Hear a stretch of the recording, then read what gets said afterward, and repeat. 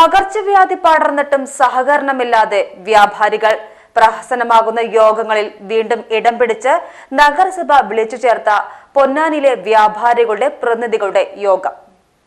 മഞ്ഞപ്പിത്തമടക്കമുള്ള രോഗങ്ങൾ തടയുന്നതിനു വേണ്ടി നഗരസഭ ആരോഗ്യ വിഭാഗം വിളിച്ചു ചേർത്ത വ്യാപാരികളുടെ യോഗത്തിലാണ് നാമമാത്രമായ പ്രതിനിധികൾ പങ്കെടുത്തത്. നൂറുകണക്കിന് ഹോട്ടലുകളും കൂൾബാറുകളും പ്രവർത്തിക്കുന്ന നഗരസഭാ പ്രദേശത്താണ് വ്യാപാരികൾ ഇത്തരം യോഗങ്ങളിൽ പങ്കെടുത്ത് ബോധവൽക്കരണ പ്രക്രിയകളിൽ പങ്കാളികളാകാതെ വിമുഖത കാണിക്കുന്നത്.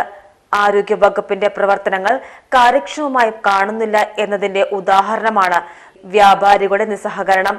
ശനിയാഴ്ച ചേർന്ന യോഗത്തിൽ വിരലിലെണ്ണാവുന്ന ഹോട്ടൽ ആൻഡ് റെസ്റ്റോറന്റ് ഉടമകളാണ് പങ്കെടുത്തത്.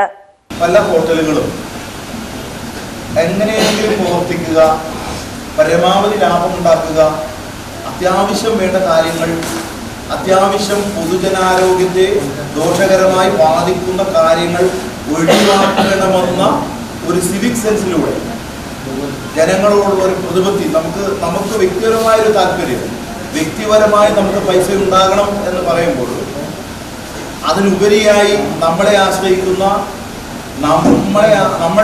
നമ്മൾ ആശ്രയിക്കുന്ന ആ ജനവിഭാഗത്തെ, ജനസമൂഹത്തെ കൂടി അവരുടെ ആരോഗ്യത്തെ കൂടി പരിഗണിച്ചുകൊണ്ട് പ്രവർത്തിക്കണം എന്നുള്ള ഒരു മാനസികാവസ്ഥ പല ഭക്ഷണശാലകൾക്കും ഇല്ല എന്നുള്ളത് പല പരിശോധനകളിലും ബോധ്യപ്പെട്ടിട്ടുള്ള.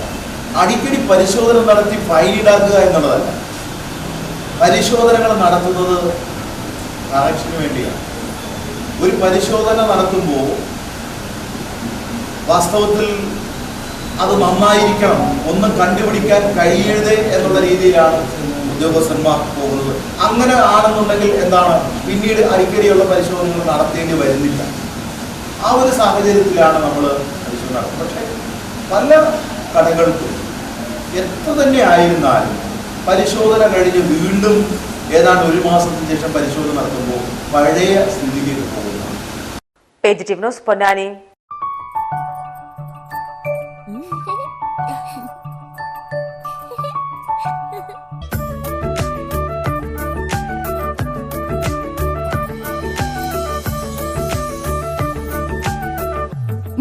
വർഷത്തെ വിശ്വസ്ത പാരമ്പര്യവുമായി എന്നും എപ്പോഴും കൂടെയുണ്ടെന്ന വിശ്വാസം.